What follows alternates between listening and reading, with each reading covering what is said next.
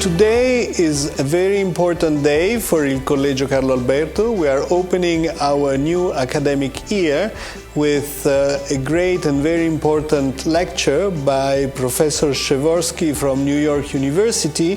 This is an initiative which is very important for il Collegio, as one of the key aim of il Collegio is really the dissemination of idea, but research-based ideas to the general public.